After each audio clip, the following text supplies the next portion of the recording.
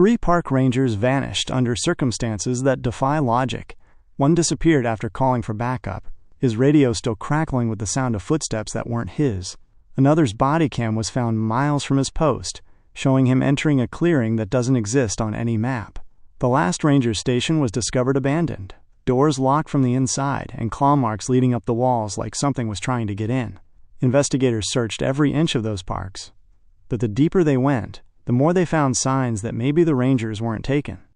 Maybe they followed something that knew the woods better than they did. Before we go any further, if this is your first time here, we'd love for you to hit that subscribe button and turn on notifications. Your support means the world and helps us bring you even more powerful stories. Stick with us until the end, and if this mystery moves you, share your thoughts in the comments and pass it along to a friend. Ranger Evan Cole, the echo that answered. Black Ridge Gorge wasn't the kind of place that showed up on postcards. The trees there didn't whisper, they listened. Thick, silent, and ancient, they held the kind of air that made your lungs hesitate, like they were thinking twice before breathing in. Ranger Evan Cole had spent 6 years patrolling those trails. Locals liked him. Calm voice, steady hands, always helping lost hikers find their way back before dark. But even calm men have limits, and lately, something about that gorge had started to bother him. He told his partner once, during a lunch break near the ranger outpost, "The echoes down there sound off, man, like they're waiting for me to finish." His partner just laughed, took a sip from his thermos and said, "You're just hearing your own nerves bounce back."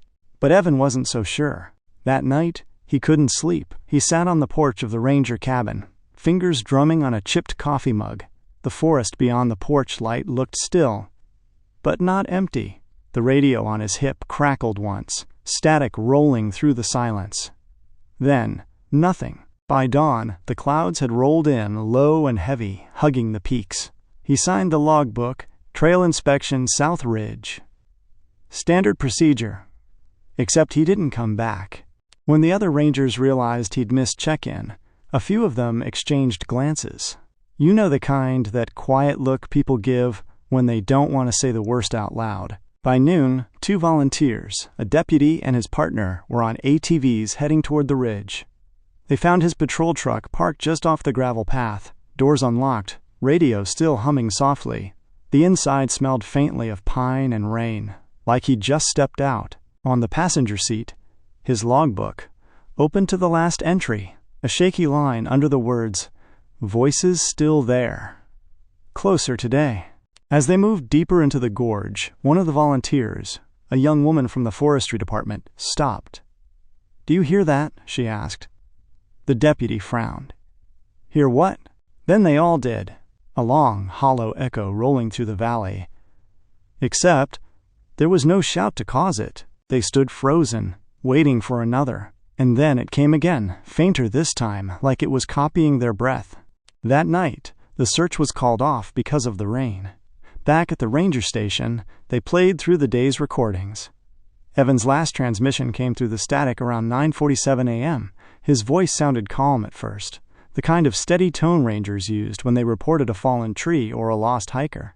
Then, a pause, a shuffle, and he said, "Copy that. But who's down there?" The radio hissed, then went silent. When they cleaned the audio, something else surfaced, faint breathing, right behind his words. It wasn't mechanical. It wasn't wind. And when they cross-checked the rhythm of that breathing with Evan's heart rate monitor from his ranger vest, the timing didn't match. He was breathing once for every 2 breaths on the tape. Weeks passed. The search widened. Helicopters circled. Drones scanned. Nothing. His partner started drinking more at night. Not much, but enough for people to notice. One evening, 2 rangers whispered near the garage, "He's losing it, man." "Wouldn't you? They found Evan's backpack, right?" "Yeah, but not where he was supposed to be. Apparently, the pack turned up miles east, at the bottom of a ravine, with no path leading there. The straps were cut clean through, not torn. And the oddest thing? Inside, his radio was still on. Batteries drained to nothing. But it was on. The community started spinning stories. Some said Evan slipped and fell. Others whispered about illegal miners, drug runners, anything human. But one night, a local hiker came forward with something different. He'd been camping near the gorge a few days before Evan vanished. Said he woke up at 3 a.m. to someone shouting his name. When he called back, the voice repeated his words exactly. Pitch, tone, even the breath in between. Except he'd been camping alone. Months later, the case went cold. His name was added to the memorial board at the visitor center, a small photo next to the others who never made it back. But rangers still say that when the fog sinks into the gorge just before dawn, if you stand near the edge and call out, the echo doesn't come back right away. Sometimes it waits. Sometimes it answers. Captain Derek Holloway, the folding map. They said Captain Derek Holloway could read a forest better than most people could read a book. Tall, calm, the kind of man who didn't talk much but always noticed things others missed. Snapped twigs, tracks under moss, wind direction, the small stuff. He'd been in charge of search operations for 12 years. But in the summer of 2018, during a missing hiker case near Pine Valley Reserve, Derek became the one who went missing. The assignment started simple. A 19-year-old backpacker named Josh Parker had wandered off trail 2 days earlier. Rangers thought he'd slipped or taken a wrong turn toward the ravine. Derek led a team of 5 into the valley early that morning. Radio check-ins scheduled every hour. The last time anyone heard his voice was 4:32 p.m. Yeah, I've got footprints leading southeast, looks fresh. Tell base to hold position. And then, nothing. No distress call, no static, not even wind noise. Just silence. At first, they thought his radio failed. By nightfall, when he didn't return, another team went after him. They found his flashlight near the edge of the creek, still on, beam flickering faintly under the mist.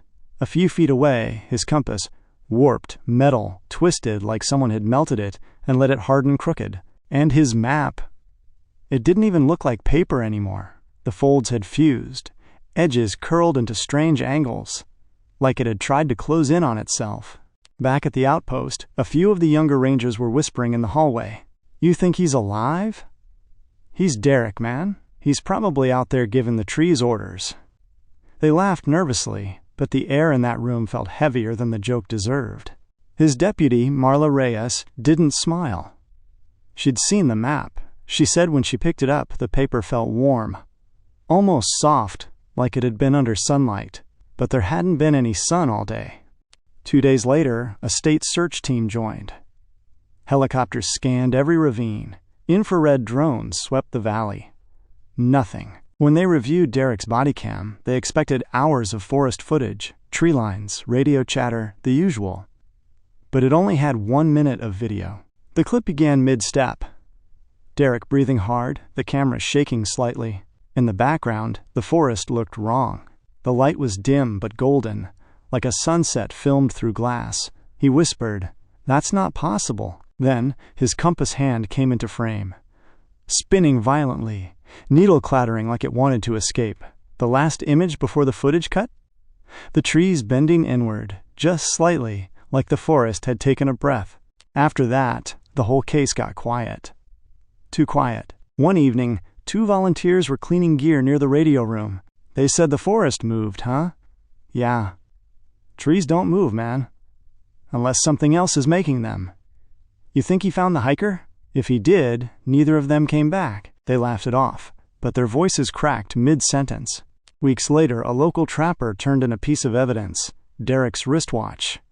It had stopped exactly at 4:33 p.m., same minute his last transmission was recorded. Forensics opened the casing. The gears inside had fused together, melted in perfect alignment. The report said possible lightning exposure. But there was no burn mark, no weather record, no logical reason.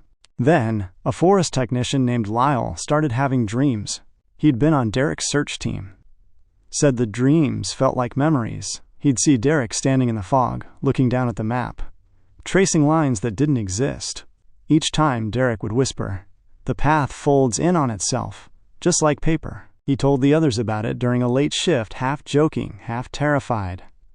They all shrugged it off, but one ranger muttered under his breath, "It's not a dream, man. The gorge does that. You go in a circle, but the trees don't look the same twice." By September, Pine Valley was closed off to the public due to trail instability. No one said it out loud, but everyone knew why. Rangers who went in to place new signs reported compasses that spun, and GPS units that froze at the exact coordinates Derek's team had searched. One ranger claimed he heard footsteps behind him while placing a caution flag. Turned around. No one there, but on the ground, a footprint the size of a hiking boot. Same brand Derek wore. A year later, when a new team reopened the trails, they found something half buried in the dirt. A section of that same fused map, edges stiff, creases sealed like glass. But here's the part no one can explain. The ink had shifted. Every path, every ridge, every label was identical except one. A faint red line leading off the printed map, down into blank space, and scrawled beside it, barely visible under dirt and moisture. It's still folding. After that, the legend grew. Locals said Derek didn't vanish. He got trapped between folds of the forest itself.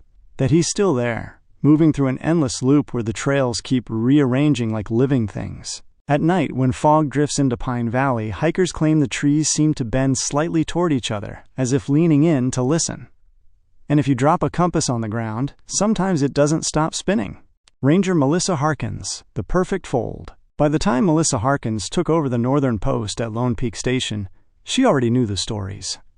Every ranger did. The one about Evan's echoing voice, and Derek's map that folded itself. People called them field ghost tales, a little folklore shared over beers. Something to laugh at before a long shift. But Melissa wasn't the type to laugh. She'd lost 2 colleagues in the same region, and, unlike most, she read every file, all 312 pages of it. The official reports called them unresolved disappearances. But the gaps, the timestamps, the missing seconds in the recordings, those bothered her more than the mysteries themselves. That winter, the mountain air got thinner, colder. The Park Service closed most trails to tourists, leaving just a skeleton crew. Melissa volunteered to stay. She said she liked the silence. But the silence on Lone Peak wasn't normal silence. It had layers, the kind where every breath came back slower, heavier. She'd step outside at dusk, coffee steaming in her hands, and swear the fog rolled against the wind. The other rangers teased her at first. Maybe Evan's echo moved north, one joked. She smiled, half listening. But later, when the radio crackled softly at 2 a.m. and whispered her own name back to her, she stopped smiling. It started small. Lights flickering, motion sensors triggering without movement. Then, the main surveillance feed began glitching. Lines of static crawled across the screens like veins. Melissa stayed up late in the control cabin, rewinding the footage, frame by frame. Most of it showed nothing unusual, just fog, trees, an empty station, until she reached 2:47 a.m. There she was, walking outside toward the observation deck. But in the fog ahead of her, something moved. Not animals, shapes. Dozens of them, standing perfectly still. Faint silhouettes with shoulders and arms, like people half-formed from mist. She stopped mid-step in the footage. The camera glitched, skipped a second, then froze. And when it resumed, she was gone. The next morning, her shift partner, Ranger Nolan Voss, arrived to an empty station. The door was open, coffee still warm. Her jacket hung on the chair, and on the monitor, the paused frame of her disappearing into fog. He played the video again, over and over. Each time, something subtle shifted. In one playback, a faint reflection appeared behind the silhouettes, as if someone else was watching them from the opposite side of the fog. By evening, the place swarmed with investigators. They scanned the forest line, sent drones, even brought dogs. Nothing. But while combing through the security system, one tech found an audio fragment buried under corrupted data. Faint voices, multiple, overlapping, each one whispering the same 3 words, out of sync. It's still folding. That same phrase, found scribbled on Derek Holloway's map fragment. The park department tried to keep it quiet, but rangers talk. You can't stop that. At the supply cabin 2 days later, a pair of junior rangers whispered while stacking gear. You think she found the same place as them? Nah, man. She probably walked into her own echo. Her own echo? Yeah. Whatever took Evan, it doesn't just copy sound. It copies people. The other ranger didn't answer. He just looked toward the ridge, where fog moved like breath over the trees. 3 months later, spring thawed the mountains. A team clearing debris near Black Ridge Gorge found something lodged between rocks along the riverbank, a rusted ranger badge, initials MH 50 miles from Lone Peak. 50. Investigators logged it quietly. No press release. But the case file's metadata had one chilling note. Recovered badge matches soil and pollen types consistent with Pine Valley and Black Ridge sectors, the same 2 regions tied to Evan and Derek. When an internal team cross-referenced all 3 disappearances, they found something else, a pattern buried in the terrain. Each site where the rangers vanished aligned almost perfectly in a curved line. Plot those points on a map. And the line closed into a loop. A perfect fold. That's when one technician, reviewing Melissa's final footage again, noticed a flicker at the edge of the screen. A reflection, faint but visible. 3 human figures standing side by side, facing the camera. Same uniforms.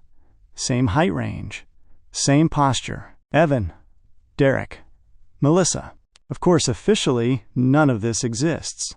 The reports were sealed, stations reassigned, and misinformation containment protocols were added to every internal file. But the rangers who still patrol those woods say the forest has changed. When the fog rolls in thick enough to erase the horizon, the air hums like it's breathing through the trees. Radios pick up faint transmissions from non-existent channels. Sometimes, the voice sounds like Evan's. Sometimes, Derek's. And sometimes, it's Melissa calling for help from somewhere deeper, beyond the fold. Every few months, a new ranger joins the crew. They all start the same, confident, skeptical, full of jokes. Then the nights stretch longer, the static gets stranger, and sooner or later, they start turning the radio volume down. Because out there, when the fog thickens just enough, you can hear something whisper back from the dark. Not quite an echo. Not quite human. Just a voice, calm and steady, saying, "You're on the wrong side of the map. What do you think really happened to those rangers? Were they victims of the wilderness, or did they uncover something that was never meant to be found?" Let me know what you believe in the comments.